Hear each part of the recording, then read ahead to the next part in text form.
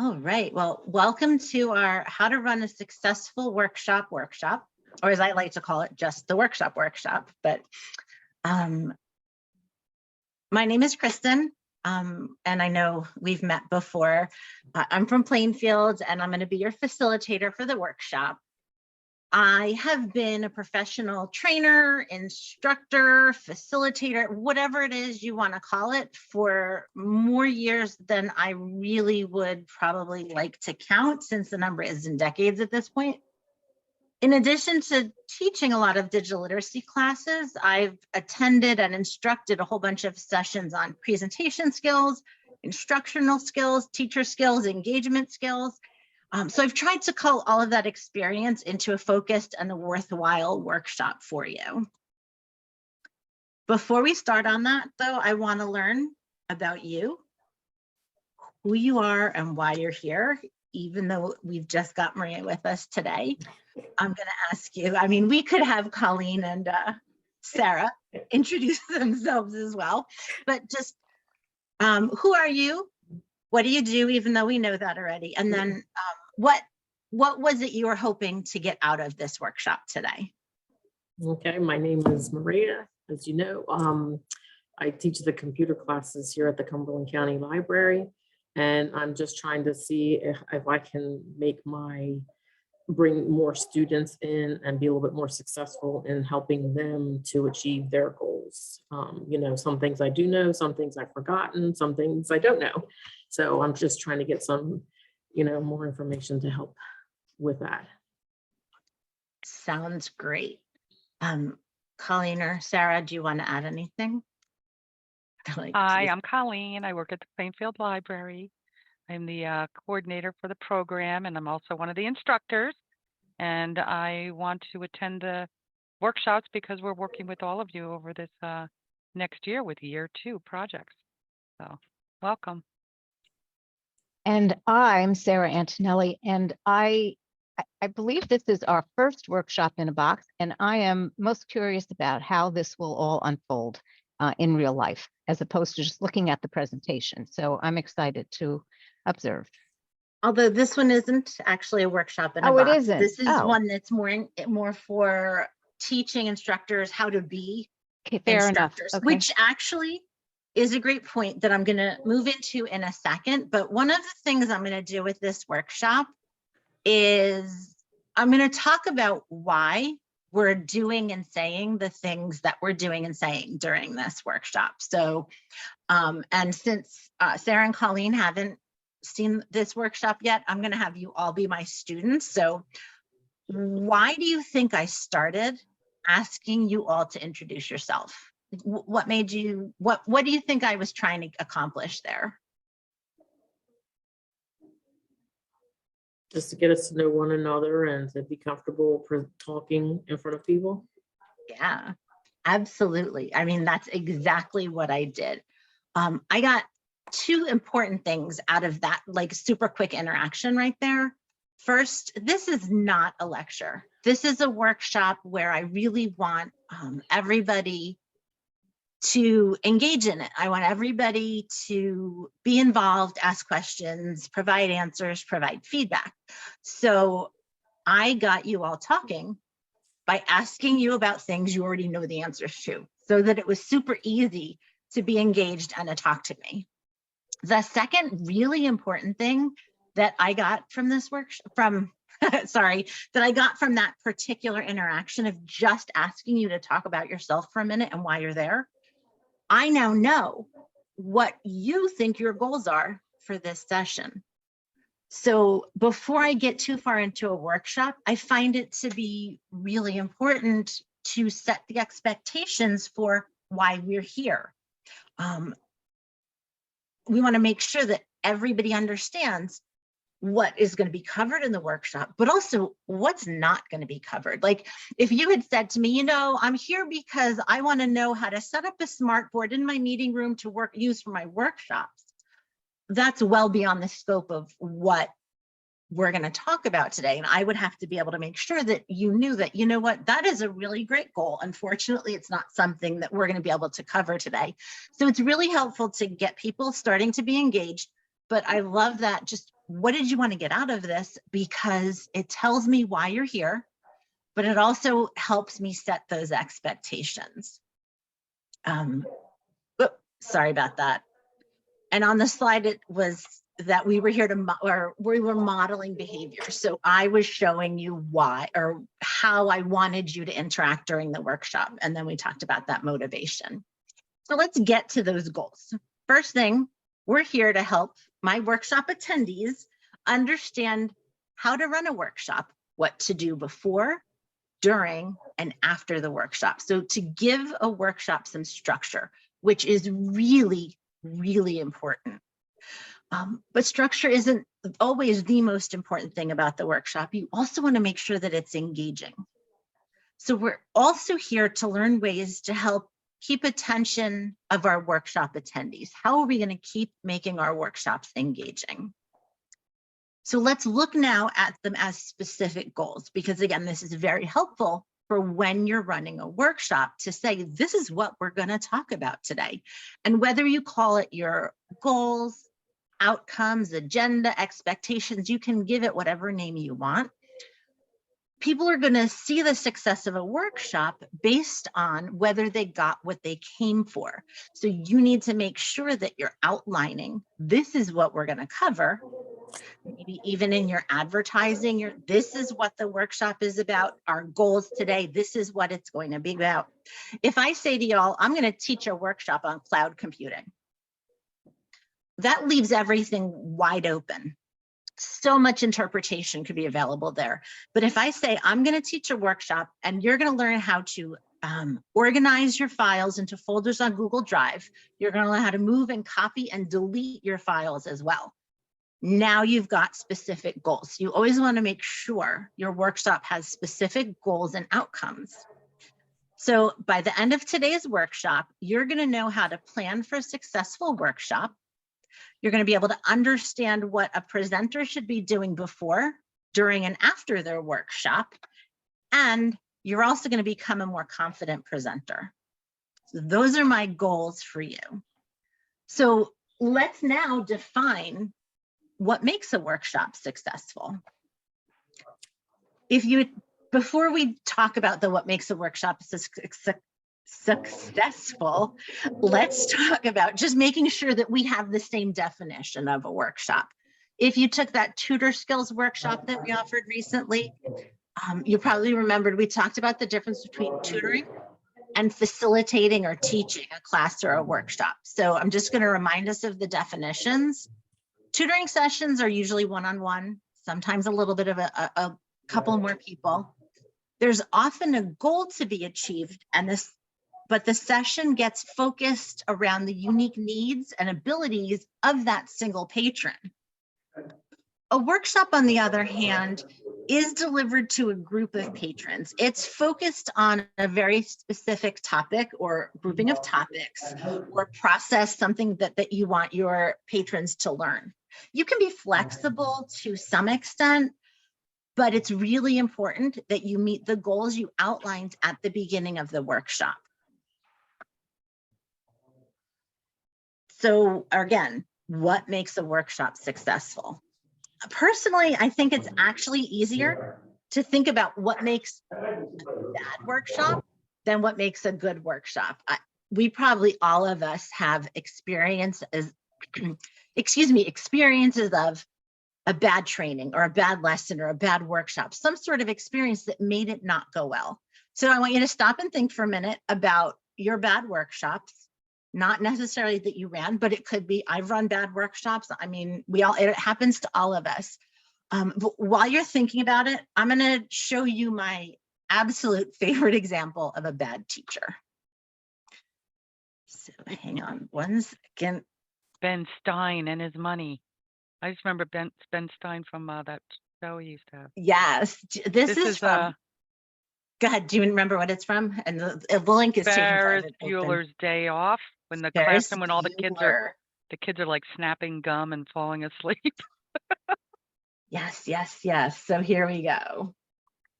In 1930, the Republican-controlled House of Representatives, in an effort to alleviate the effects of the, anyone? The Great Depression, passed the, anyone? I hope none Anyone? of your students ever The look tariff at that. bill, the Hawley-Smoot Tariff Act, which anyone raised or lowered, raised tariffs in an effort to collect more revenue for the federal government. Did it work? Anyone? Anyone know the effects? It did not work, and the United States sank deeper into the Great Depression. All right, I'm gonna pause that or stop that for now. But let's either give an example. I want you guys to give an example, or you can talk about what Ferris Bueller's teacher did that maybe wasn't the most engaging way to teach a class. Who wants to start? He didn't give him a chance to respond. He just like, he would ask the question and then give the answer right away. Huge. And they all knew they didn't have to answer because that's how he asked every question. So when you ask a question, wait. And it's going to feel like forever that you're waiting for people to answer. It's not. One of you is just working up the courage to actually say it. So when you ask a question, wait for an answer. Any other ideas? And it could be a personal tone. Yeah, the tone. The tone. He is so Boring. boring. You have to modulate your voice. I mean, that right there. I mean, he looks bored by himself when you look at that picture. All right. So, and I am quite sure we could go on forever and ever about not so great examples. But instead, let's figure out how we're going to avoid those pitfalls. How do we make sure we don't have that Ferris Bueller boring history class for our workshops? And it all starts with a plan. Planning is so crucial. Being organized, planning is going to be so important for your workshops. So what we did here is to make it a little bit more manageable. I just want you to think about your plan in 3 parts.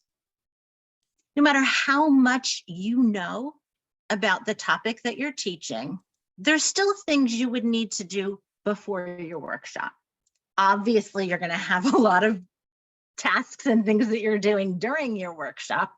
And then there's actually a few things you can do after a workshop that's going to help make it feel successful to your workshop attendees as well. So we're going to start with before. It should go without saying that you should start by getting organized. What can you guys think of as some of the different things that you need to organize before your workshop? I kind of organize getting like things for them to physically do during class, like like an exercise or something that we're going to actually create during that class time. All the papers, the exercises, even if it's not something physical, you're planning what it is you want them to do before the class even starts and making sure that they've got that. Anything else? Maybe even before that point. Timing it out. So you have to plan the timeline. Plan the timeline of it. Yep. Do a run through. Look at your room. Look at your room where you're delivering it. Yes. Yes. If it's a Zoom, if it's in person. If it's a Zoom, make sure you have your lipstick on, right? Yeah. I know. And it doesn't even look like I'm wearing lipstick right now, but it's all good. So some of the things I think of even further back is, when does it make sense to hold this session? Who is my audience? When do I think most people who fit in that group might be available? Where am I going to hold it? Do I have a space in my library? Do I have to do it over Zoom? How are my attendees going to access that program? Do I have a big enough room if I think I'm going to have that many people? Do I need technology? How do I advertise to my audience? So there's this huge list of things that you want to think about to get yourself organized before the session. In your library. Go ahead, how do you time something out when you have people at different levels in a class? Because like, the one thing for timing, there's sometimes I can get the stuff that I want done And there's days that I can't get past, the first half of the class that I wanted to do. Yeah. So how do Um, you prepare for something like that? I think especially if you've got a long range class, and I think you had said you have the same students a couple times. I always assume any sort of computer-based skill, because I know that's what you're teaching, will take somebody probably, as I'm teaching it, I am going to time myself walking somebody nice and slowly through the steps. And then I'm going to add, I'm going to multiply that by 3 because I've walked them through the steps. I still need them to try the steps. They're not all going to remember the steps, so I need to go over it again. And I truly, and I know Sarah and Colleen have both heard me do it. Even with this presentation, I sit and I talk and I say it all, and then I try to guess how long we're going to have a conversation around something. And I always underestimate my times. I do. But timing it out is truly a matter of practicing it and practicing it nice and slowly. If you practice it in your head, you're going to read through the presentation faster or go through the steps faster. So you definitely want to be practicing and timing things out loud. And if you're in a classroom physically, think about how long it might take for you to walk over to that other computer and help that other person. Right. So those are all really important things. Then one more question. Sure. So I have students that come to my classes, and I have new students. So I have students that constantly come back to continue to become familiar and comfortable. And then I have new students coming into the same classes.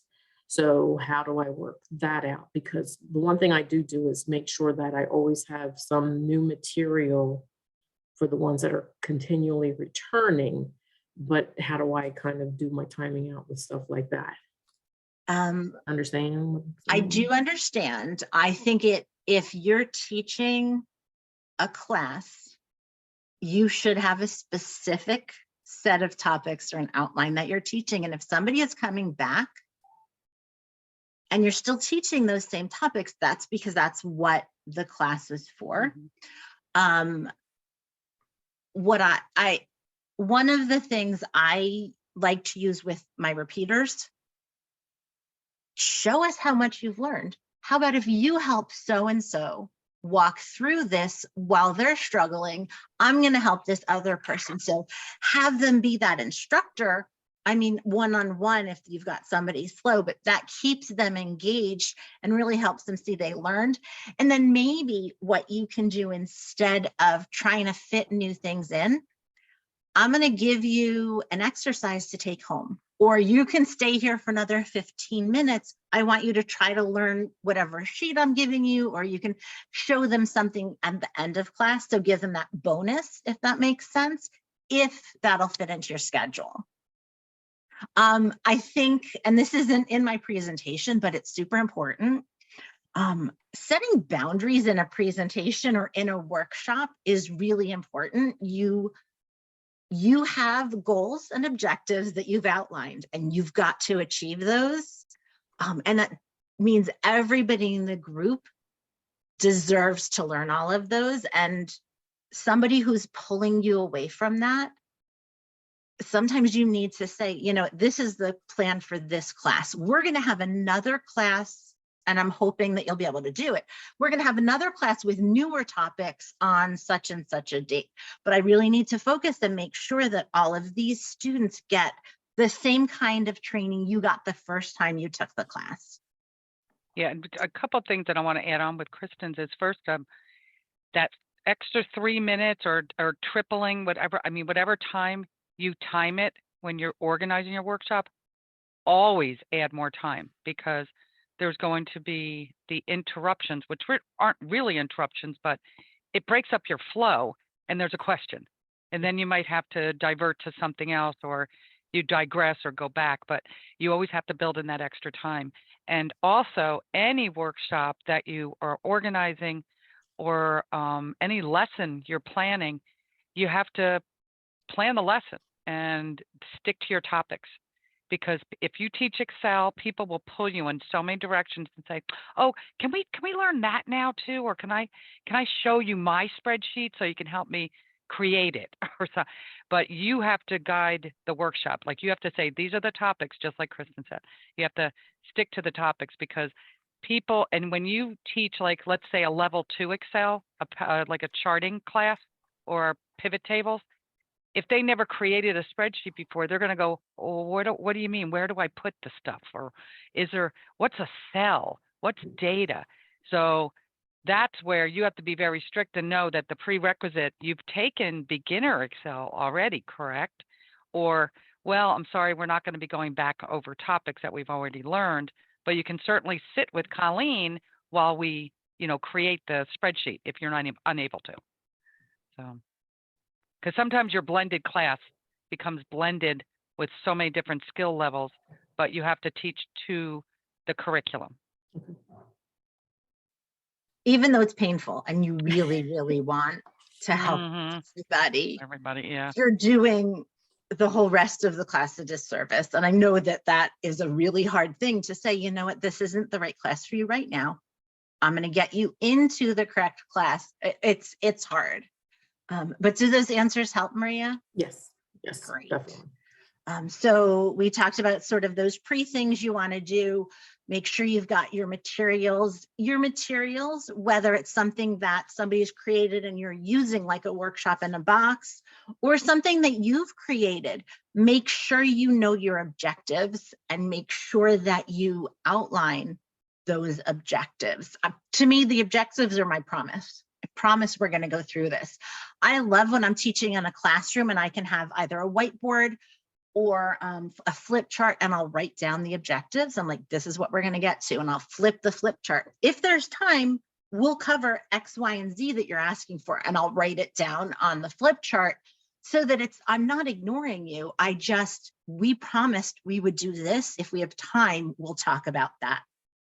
Or let's talk about it in another class. I promise I'll remember. And I'm one of those people who I will do the research after a class and I'll send out an email with more information because I love teaching and I want people to learn. So questions about this whole before planning. So much stuff that you're doing before you ever get to teach that nobody ever thinks about, Maria, which is why you feel so busy right now, right? All right. During your workshop, like to me, I think of the time when I'm running a workshop or a class, I think of it like I'm the ringmaster to 3-ring circus. And so just hear me out on this, because I really do feel like being a facilitator, you're trying to keep everybody focused, like in a circus. I want you to look at this ring and this ring and this ring. You're trying to get so many things done. You want to make sure you get introductions. You want to engage your attendees, present materials, answer questions. I think that anybody can learn material and share material. I think the real magic of a good instructor, a good facilitator, is it's sort of a showmanship. A really good instructor can make sure attendees are focused on the class goals, but also kind of enjoy the learning, or at least engage in the learning, because maybe they're thinking so hard about what it is they're going to take away from it. We're going to talk about that showmanship in a little while. During the workshop part, though, it's busy, there's a lot going on, and can be exhausting sometimes. If you did it right, you're probably tired when you're done. And then we'll talk about after the workshop. After the workshop, you want to review, you want to summarize what you talked about. I mean, why do you think that's important? To make sure that they understood what you showed them during the class. Gives you a last chance for questions. It reminds them, hey, we said we were going to do X, Y, and Z. We did X when blah, blah, blah. Who can tell me a little bit more about why? So they go, oh yeah, we learned like 17 different things in the past 2 hours. Wow, go us.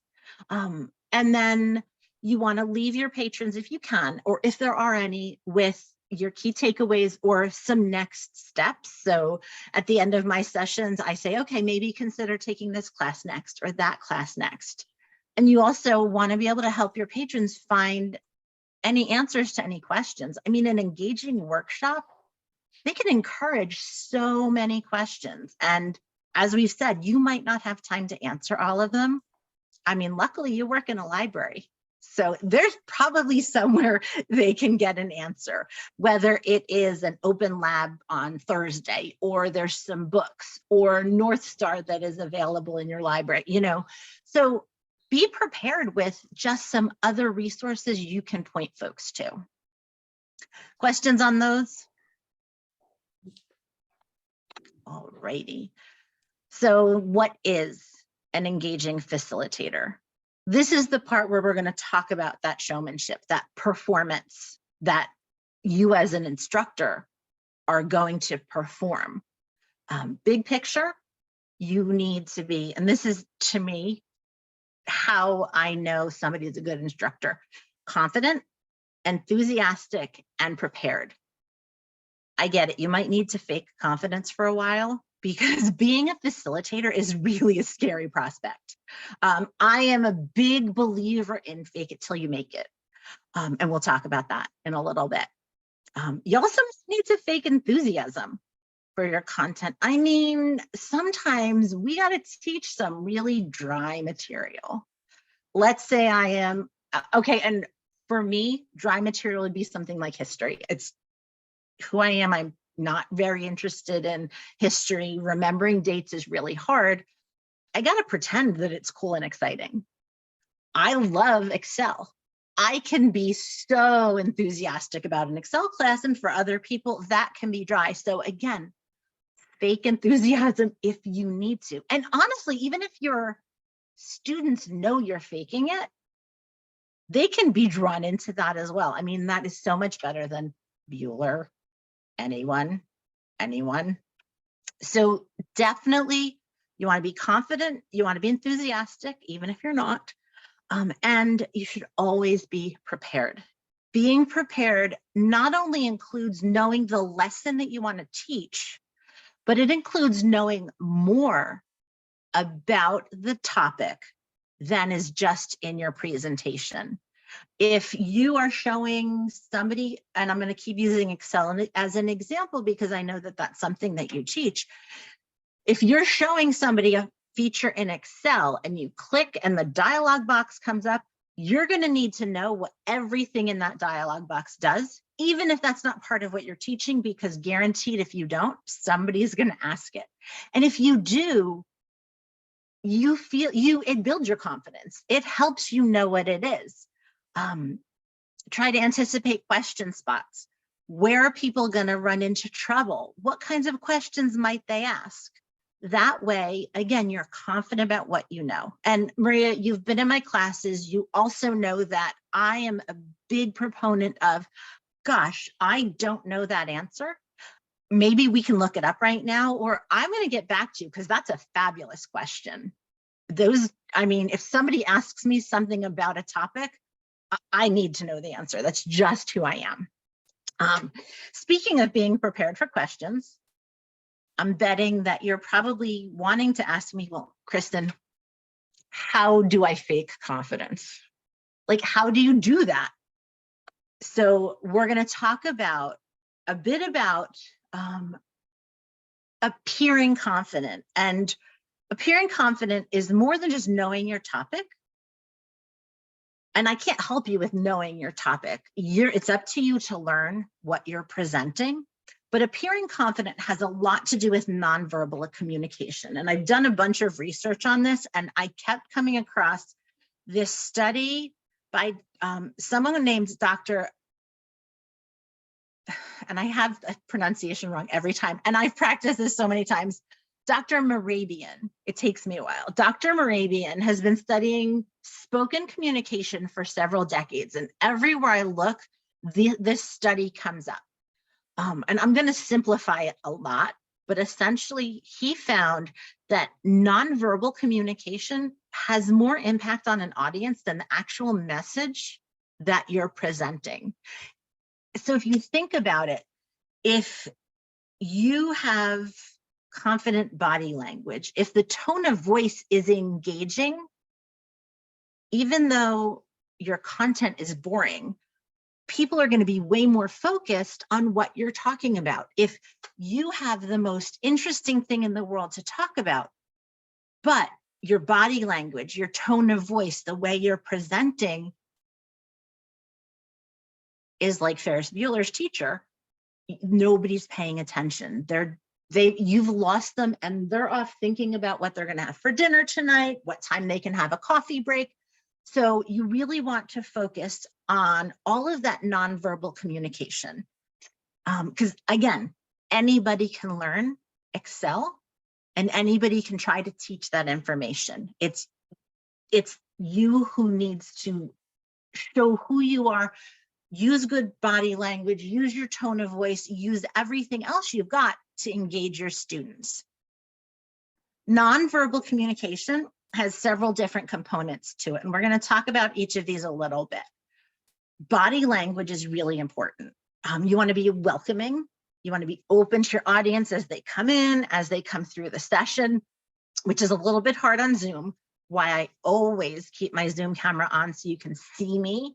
So you know I'm not like, all right, here's what I'm reading, file in my, I mean, I want you to see me and know that I want you to learn. So let's take a look at this slide. We've got two presenters on the screen here. You're walking into a workshop that's going to start in a minute, or maybe should have started a minute ago. Who looks more prepared? The person on the left side checking their phone, or the instructor standing at the door, smiling and waiting for you to come in? The guy smiling. The guy smiling. Who seems more confident about their skills and their class? I would say the same guy. The same guy. The woman on the left, she might be looking up how to write a formula right now if she's teaching you Excel. So think about how you're going to prepare. Before I start teaching, I turned off the ringer on my phone. I set my watch not to vibrate, so I have no idea what's going on in the outside world. Everybody knows I am not reachable for this period of time. I'm sitting here, I'm smiling, I am welcoming you to my class. Don't forget about facial expressions. Don't forget about your posture. Don't forget about how you stand as well. Does she look confident? Not at all. No. Not at all. I wish that I was standing in front of a classroom, because when I first started teaching, I used to stand like with my legs fully crossed. Right now I'm sitting and my legs are wrapped around each other. Honestly, that's a posture that indicates somebody who has to pee. And it was one of those things where I really had to unlearn, and it took me a while. But eventually I unlearned it, and I learned you just stand with your feet apart, planted on the ground, open, and you are looking way more confident, even if you don't feel it. My hands always shake. They used to shake like crazy. I used to hold a marker in my hand. Now, do not be one of these people. But I used to hold a marker in my hand because it would steady them. Think about how you're looking while you're teaching. And I could go on and on and on about body language, but I'm going to leave you with my absolute favorite confident pose. Do you know what this is from? I see you laughing. No, but I like the Is that pose. Grey's Anatomy? That is Grey's Anatomy. So this is superhero pose. And again, I'm engaging you because I am a Grey's Anatomy addict. And so now you're learning more about me and the things that I love. This is called superhero pose. You literally put your hands on your hips, you stand up straight, you look up, and you take deep breaths. And apparently at one point in time, there was a study that this actually made people perform better. That study, I think, was debunked, but try it. Like, truly, just if you stood up right now, and did it, you feel so strong. Whether it helps or not, standing still for a few minutes and taking deep breaths, it's going to help you get ready and feel, if not more confident, at least less nervous. Deep breaths are also really helpful when you feel that you're starting to get nervous and you speak quickly. I mean, I stopped in the middle of that sentence and took 2 breaths to slow myself down. I don't know if you've ever had an instructor who talks like this because they've had too much coffee and you don't even get a second to think about what you're doing. I see Sarah nodding because I know who she's thinking of. When you speak slowly, when you take a pause, it gives your audience time to digest what you said. So they think you're pausing for them to think about what you're talking about. In reality, you're pausing just to catch your breath because you're nervous as heck inside and you just don't want anybody to know that. Does this make sense so far? Yes. You know, it seems a little bit silly, no lie. These are the things I think about. I know there are times where I've had 17 cups of coffee and I will literally stop talking and say to my group, I am over caffeinated today. Give me 1 second. Okay. And then I'll slow it down because it really is important to speak slowly and to pause so people can think. I'm going to go through the rest of these a little bit more quickly. They are truly all, though, important. Physical appearance. As much as we don't want physical appearance to matter, it does. There are work days where I wear my cute little reading, the cool kids are doing it t-shirt because, hey, I work in the library. When I'm doing a presentation, I'm not wearing a t-shirt and I'm not, I am putting myself together. Sarah said, I'm going to put on a little lipstick because it makes it easier to see me during Zoom. I don't look like just a blob over there. The more you're put together, the neater you are, the more you are exuding confidence, and the more that people unfortunately look at you and think they know their stuff versus somebody who's looking a little bit scattered. Tone of voice. I've got my teacher voice. I also have my regular voice. I mean, I think that Sarah or Colleen could tell you that when we're sitting and chatting, I don't have this strong, I hope, I don't have this strong voice going, but there is a teacher voice that I use. And if I teach all day, by the end of the day, I can't talk because I am really trying to project, especially in a classroom. I need everybody to be able to hear me. And I use that firmer voice, especially when I'm giving step-by-step instructions. So tone of voice, you want to practice that a bit. Your surroundings matter as well. When I'm in the library, I share a room, a space with 2 other people. It is a pass-through to a closet as well. So I purposely work from home, and I'm lucky to be able to do it, but I work from home just so that it's a little bit less distracting what's going on around me while I'm teaching. If I was in a classroom, I would make sure that I had everything I needed neat and organized on my desk and then nothing else. You want your surroundings to exude confidence, to show that you are prepared and organized as well. So what do you think? Do you think you're going to be able to start faking confidence?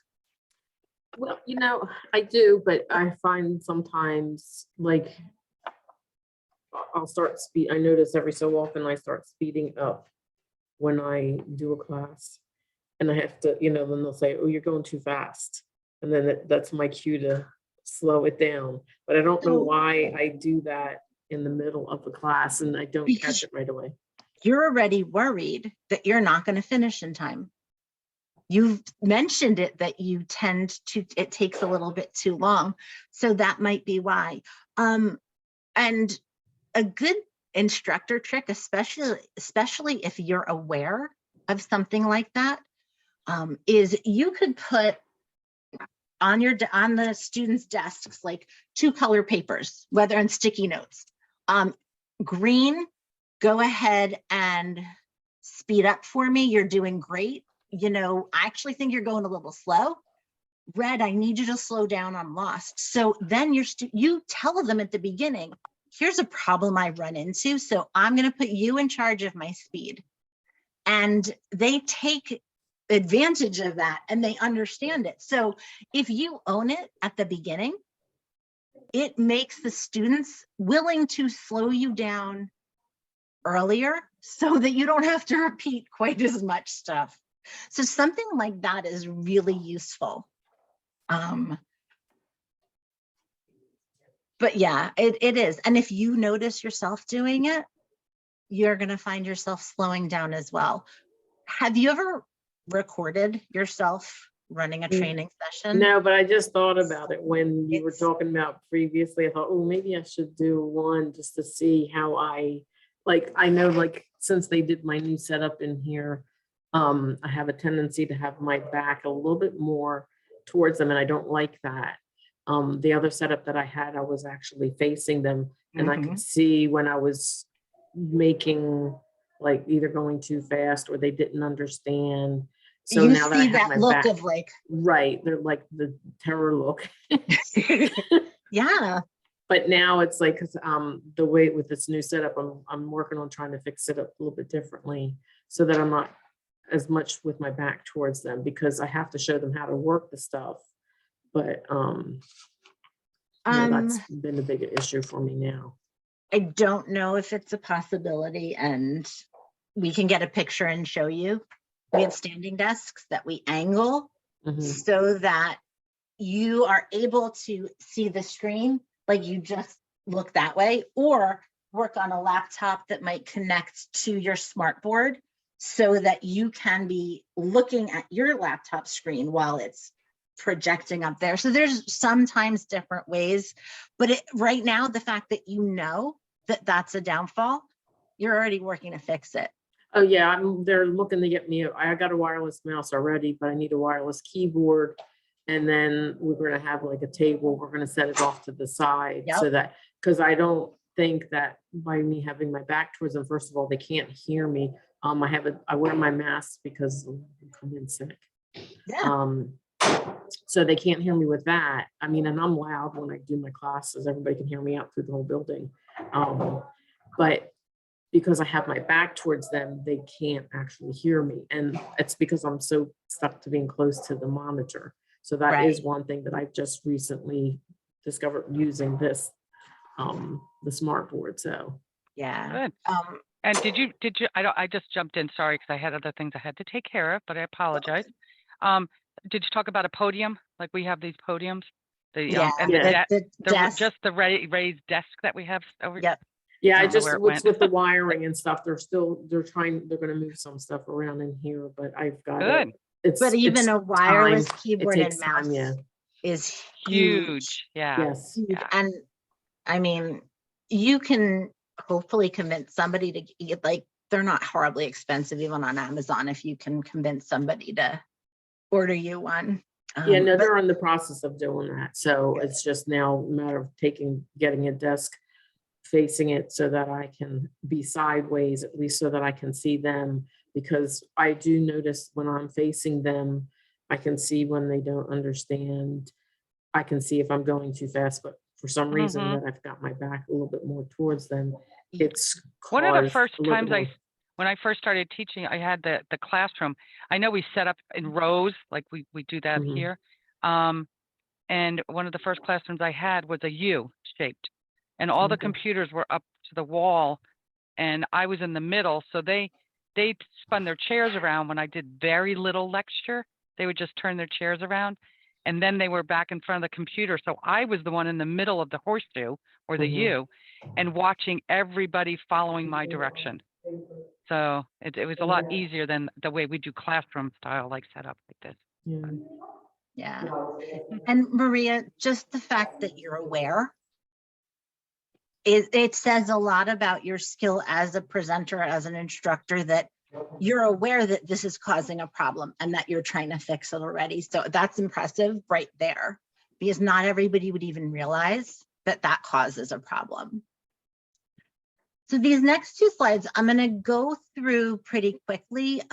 You will get a copy of this presentation, but ways to look more confident. So these are examples of negative body language, you know. I mean, even if I had a smiley face, those arms crossed in front of you, the body turned away, like you mentioned, you know, fidgeting, picking at clothing. Those are all examples of what are considered negative body language in terms of presentations. They indicate disinterest, nervousness, uncertainty. We cannot get rid of all of them. I talk with my hands. I already today took off the bracelets that I fidget with all the time that click, because that's distracting. I try really hard not to play with my necklace. Like, there's things that I notice, again, because I've recorded myself and I've watched myself do training. And it's something that I've done over the years many, many times, because you get back into those habits that you try to get rid of them and they always come back. So these are some of the things that you want to take a look out for. Positive body language. These are some of the things that you want to continue to look for. It's so hard on Zoom to scan your audience and make eye contact. I try to look around, even though I don't know where you're, like, I don't know if you can even see my face right now, but I still try to do it. The smile. I have that face when I'm not smiling, you know, the one people talk about. It just is what I look like. So I'm forever trying to smile on Zoom, because again, I am engaged, I am listening, and I want you to know that. Do you do any, Maria, do you do any Zooms for your lessons I think now? yesterday was my first where I actually helped somebody that she had used to be, when I first started doing the classes here, she would call every so often, she'd need help. And this was the first time she actually called me through Zoom. And so it was like a short time, but Yeah. I'm working on adding that eventually. The one thing I found when we started doing Zoom, and I apologize because my headset's about to like battery out.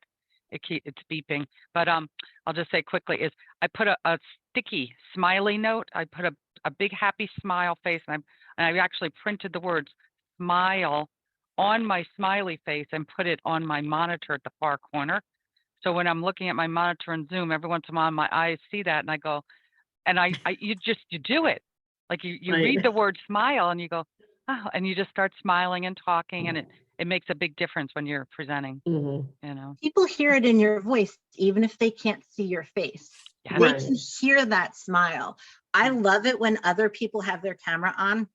I have it right on my screen where I can see a couple people, so that I know, oh, there's people over there, and I need to make sure they're with me, they're engaged, they like the, you know.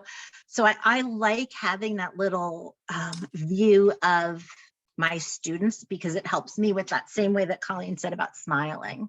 You know what's interesting is, as you're talking about this, I'm remembering way back when I first started working in an office, all we had were telephones, right? And all our communication was by telephone. But you knew, and you were reminded that people know when you're smiling, when you're being pleasant, right, on the phone, even though they can't see your face, right? So there was always that sort of body posture and the way you come across, even if it was unseen. So when it's seen, it's just obvious, but you had to try even harder, I think, when all we had was the telephone. Yep, absolutely. So let's take a look and see how we did with our goals. Do you think we met the goals from the beginning of the session? Yes. Awesome. Sorry, I just lost track of what I was about to say. And I am honest in my training when I, trip over my words or lose track. I'm just going to let you know. So are you going to be able to plan for success in your workshop? Are you going to be prepared beginning, during, after? Your planning needs to include all the different ways to get organized.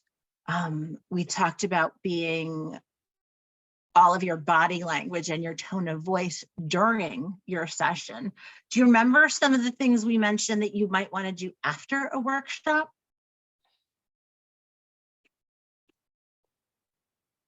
Well, I want to repeat some of the things that I said so that to see if they picked up anything. And also see if they wanted to have some time after the class or give them assignments. Yep. Yes, you might want to also give them assignments. So you're going to go through, these are the exact goals that I presented at the beginning. We talked about planning for a successful workshop, way back from the before, during, after. The before, you're going to start with, who's my audience? What do I want them to learn? What are the goals? You're going to pretend to be confident during your session. And then at the end, you're going to also provide them with the goals again. Here's how we met these goals. Here are the things we talked about. And, oh, here's some other things you could do to continue your learning. So all of those are the goals that we talked about, and they will help to make your session more successful. I know I can't make you more confident, but do you feel like you have some tricks where you're going to appear a little bit more confident? Are you going to use that superior pose before class? Now I have a question for you. Do Sure. you have like something that shows like just an example of like, say you planning, like say you're doing a word class and you have your, like, I guess what you want to teach. Do you have something so I can just take a look to see what it looks like when you're saying you're planning something out? I'm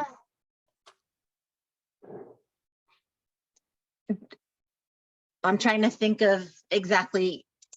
I know you've seen my notes for when I am teaching Word and things like that. Right.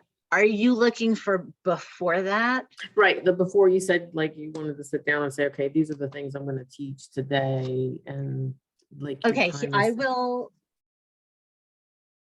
Yeah, I'm gonna stop sharing for a second. If I can move people, there we go. I'm gonna stop sharing for a second. I'm gonna show you my getting ready to create this session so that you can see what that will look like. It's just gonna take me a minute because I close down everything on my computer when I'm teaching. So email doesn't distract, like nothing is allowed to distract me while I'm teaching. But I come up with my ideas and it's this sort of random list of things that I might want to do. And then from there, I create an outline of what the class should look like. I do a ton of research on the internet and I try to make sure that I'm going to get multiple sources saying the same thing about something. So it takes a little while, and then I then try to create the whole workshop, and then I practice it and all of that. So I don't have a step-by-step. Okay. But that really is the process that I follow. So for example, let me pop this up. I'm going to share this real quick. So this is probably part way into my preparing to teach this. So my how to run a workshop, general preparation, how is it going to work? We wanted to talk about gathering materials. We wanted to talk about the different characteristics.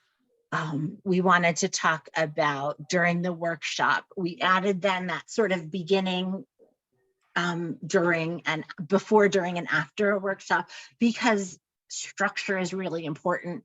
So it's sometimes just thinking through what all of the different things you might want to do are.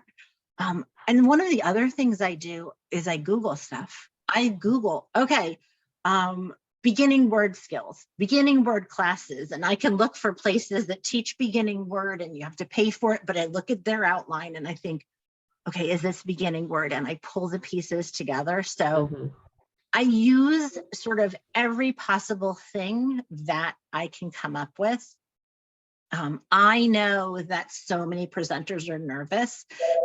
I tried to really focus on that.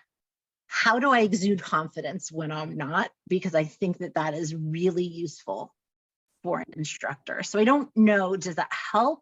Just It just gives me an idea. Excuse me. I Something try to do. research and read and get ideas. And then I don't know that this is going to come across the way I want it to, but I feel like I'm a teacher. Like, I feel like I know how to be an instructor. And so I tried to take all of the things I've learned for this session, particularly all of those things that I've learned and that I practice, and that when I look at other instructors, I see them and I go, oh my gosh, I want to steal that. And I do. That's kind of how I put this session together. So yeah, but I also steal as much as I can. I mean, if you're teaching Word, you have a North Star license still, Yes. right? Yes. Go ahead and look at their curriculum. Hello. And Yep, use that works. Oh, hi, Sorry. here, Colleen. Go ahead and use that, because why reinvent the wheel if you don't? Right. No, I do go in there and I do look at those things. I try to do some of my things. I also look at like the students that come in, because the ones that do come in are, some of them have absolutely no skills compared to some have like a moderate set of skills, you know? Yeah. So I try to make sure that I see what I can do for each of the students so that they're learning, but it's trying to get everything all together is where I think And I have struggles a little bit. I think one of the hardest things as an instructor is not being able to do it all. And with the large variety of patrons that come into a library, you're not going to be able to give everybody 100%, and Right. you're going to do the best you can to get people where they need to be in their life. And it's more than they're getting otherwise. You know, Right, I right. mean, you have to think to yourself, like, wow, I am helping people move their lives in the direction they need them. And if you weren't there, they're not going to be getting it at all, you know. And the fact that you're taking what you're learning from your students and sort of adjusting how you teach is huge. That's a beautiful way to be an instructor, as opposed to every single time I'm teaching it the exact same way. And there's times where you create a class and it doesn't work out, Right. and you adjust it, you know, so it's okay. That happens to all of us. Don't worry about it. Just fix it for the next time.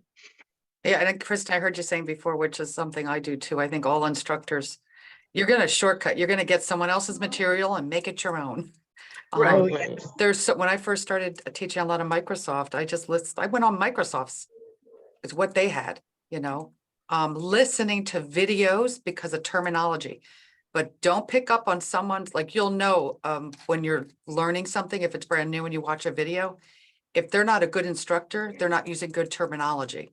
Right. So make sure you listen to good instructors that use the correct terminology, because that's what you want to teach in your class. And you Yeah, I always try obviously to make heard, sure that, because when I first started, I used to have somebody not tell me what like the names of certain things were. And I yeah, always make sure I use the correct terms for that, but Yeah, I do make because- adjustments. you know, people will say, you know, that place up there on the top, you know, what place? The menu bar, the address bar, the status bar. Oh, that's what it is. But you Yep. keep repeating it, and eventually your students will too. Yep. Okay, I'm just gonna move into basically our last slide, because you should always end up with your next steps. This is a recorded video, so a training session. So there might be people watching it on Zoom, and if not on Zoom, on YouTube. If you're watching the recording, we want to make sure that you get credit for viewing the session when we are awarding badges. So just follow those instructions on the left side of the screen in the blue. Here on the Zoom, we know you're here because Zoom told us, so don't worry about that. And then the next steps, I definitely want you to consider The cycle of instruction and or the creating lesson plan lessons, I want you to take a look at the different workshops in a box. Think about, maybe you can only add one to what training you're doing. Maybe you want to take a couple, but start planning for what ones you might want to use. Those sessions are going to be recorded, but you can be in the attendance. You can be in the Zoom of when we record that workshop in a box so that you get to see it. You get to ask your questions, not that you can't reach out to us at any time and ask questions, but you get to see it anyway. Before I move on and say thank you, we can open this up to whatever other questions that you have as well, Maria. No, I think I got most of my questions answered. It's just like I said, I constantly have to adjust.